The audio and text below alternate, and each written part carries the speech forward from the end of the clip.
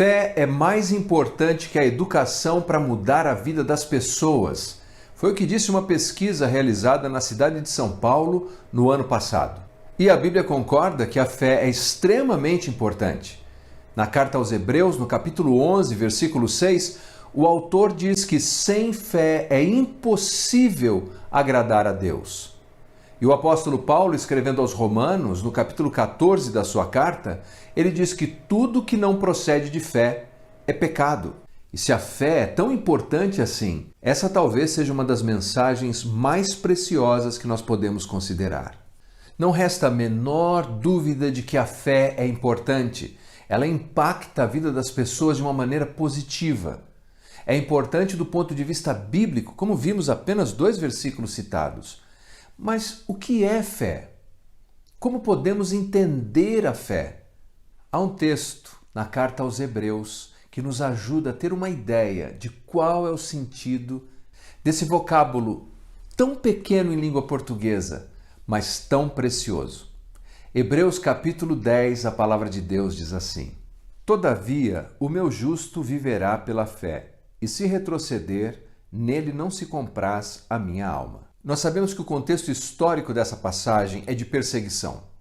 Os crentes estavam enfrentando muitas dificuldades e, por conta disso, eles estavam no limite de jogar a toalha. Aquelas pressões do dia a dia em que as pessoas começam a pensar que o melhor a fazer é desistir.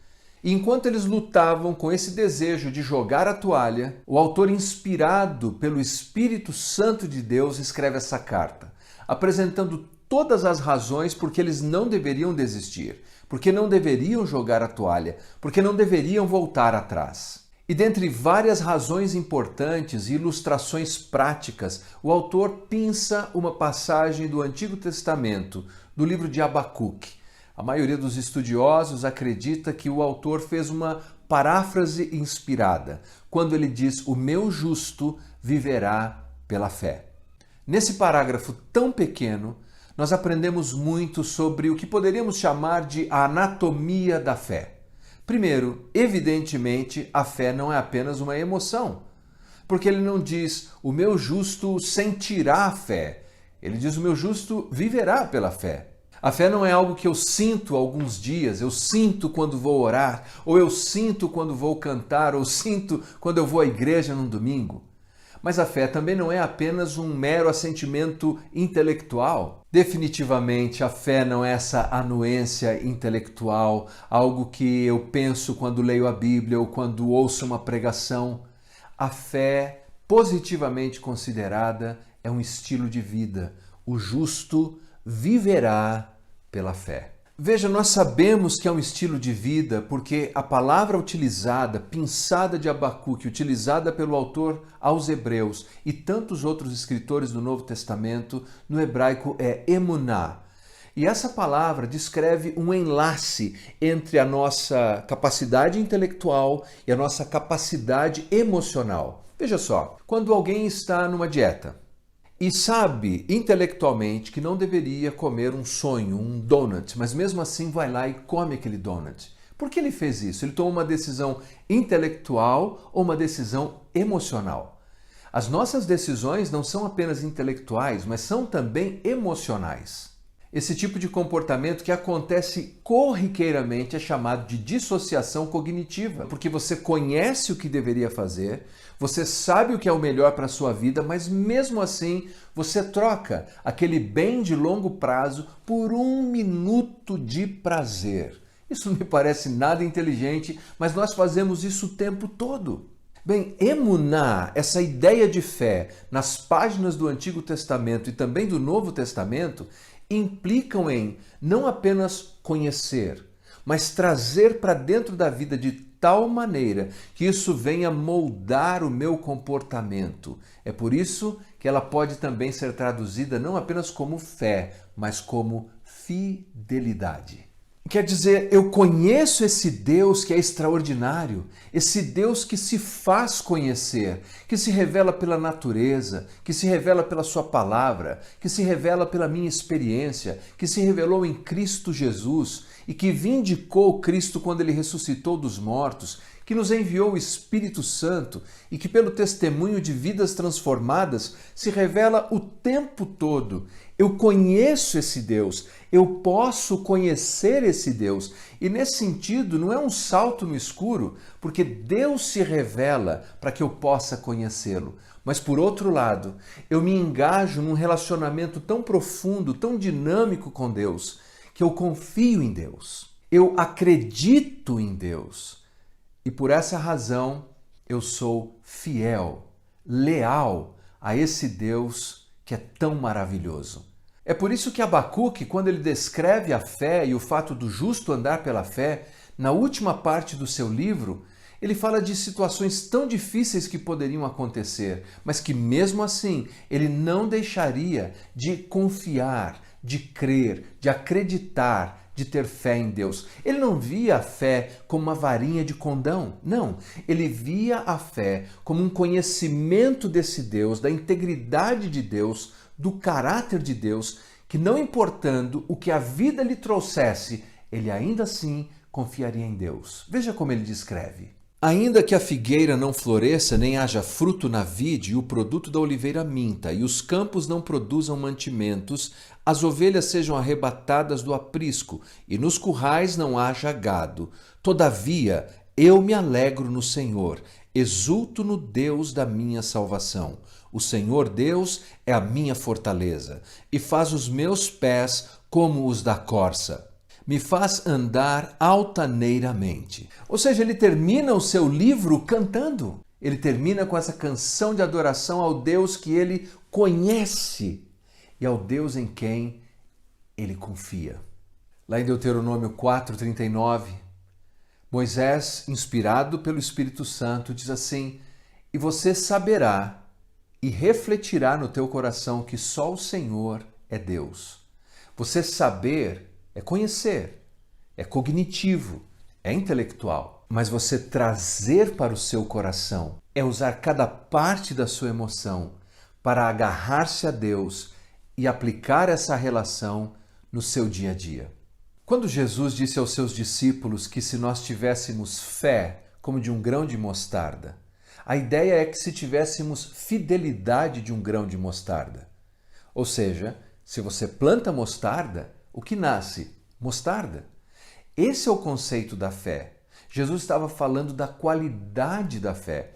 Essa é a linguagem do Antigo Testamento e a linguagem do Novo Testamento. Não é apenas uma emoção, não é apenas uma expressão cognitiva, é uma relação profunda de quem conhece a Deus e de quem se envolve profundamente num relacionamento fiel a Deus. É por isso que sem fé é impossível agradar a Deus. Quando não tenho fé, eu estou dizendo que Deus não é íntegro. Eu estou dizendo que Deus é mentiroso. E como pode Deus abençoar alguém que o tempo todo duvida dele? O tempo todo o chama de mentiroso. Imagine você, no meu dia a dia eu chamo Deus de mentiroso nas minhas decisões, no meu comportamento, na maneira como faço as coisas. Mas quando vou orar, eu digo: Deus, me abençoe. Você é um mentiroso, Deus, mas me abençoe. Deus, eu não acredito no seu caráter, mas me abençoe. Será que Deus vai responder esse tipo de oração? Não. A fé consiste em conhecer a Deus, conhecer o seu caráter e acreditar em Deus. Imagine que Deus aparecesse para você, assim como ele apareceu para Abraão, assim como ele apareceu para Moisés. Imagine que ele aparecesse para você e você sabe que é Deus. Deus está diante de você, falando com você, e ele diz assim: olha, eu quero que você dê todos os seus bens aos pobres e eu vou cuidar de você. Será que você sairia de casa e imediatamente faria isso? Daria todos os seus bens? Ou você hesitaria? É Deus, você sabe que é Deus, você conheceu a Deus.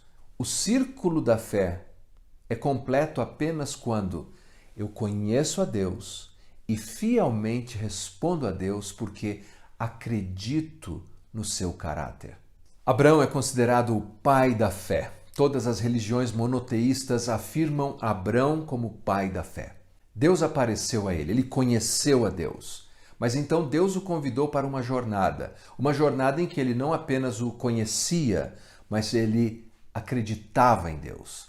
Deus disse, sai da tua terra, da tua parentela, e você vai para uma terra que eu ainda vou te mostrar. Você não sabe o destino, você não sabe qual é o lugar.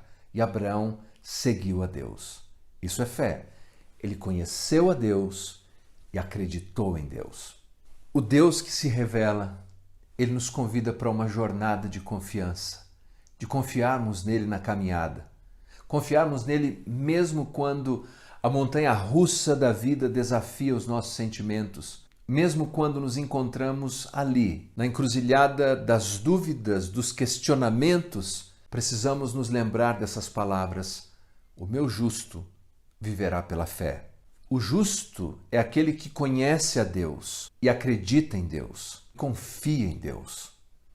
Então a fé é composta de vários elementos: intelectual, conhecer a Deus; volicional, eu quero Deus; moral, eu quero colocar em prática o que Deus espera de mim; e relacional, Deus não é um ser distante em algum lugar do universo. Deus, pela graça de Cristo, é meu Pai. Eu sou seu filho e eu não estou abandonado. John Wesley, o grande pregador, muito prático nas suas abordagens, certo dia caminhava com um irmão que estava com muitas dúvidas, passando muitos problemas, ansioso e cheio de dúvidas. O irmão dizia: eu não sei como eu vou sair desses problemas, eu não sei como eu vou vencer essa preocupação.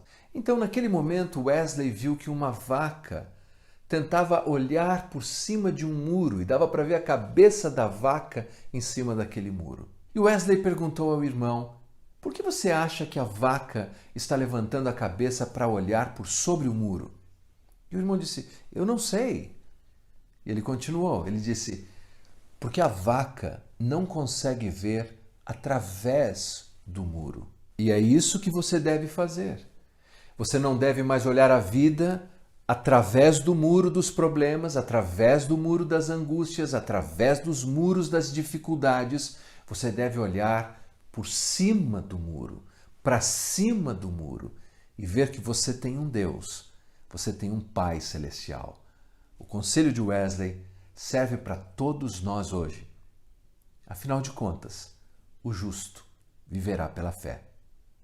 Oremos. Pai, nós te agradecemos porque o Senhor é bom e o Senhor é um Deus que se faz conhecer. O Senhor se revela por meio da natureza, se revela por meio da sua palavra, se revela por meio das pessoas, se revelou por meio de Jesus, o nosso Salvador. E nós podemos te conhecer. Nós queremos, Senhor, ter uma relação profunda contigo, de fidelidade. Ajuda-nos, Senhor, a levantarmos os nossos olhos e confiarmos em Ti. Em nome de Jesus. Amém. Amém.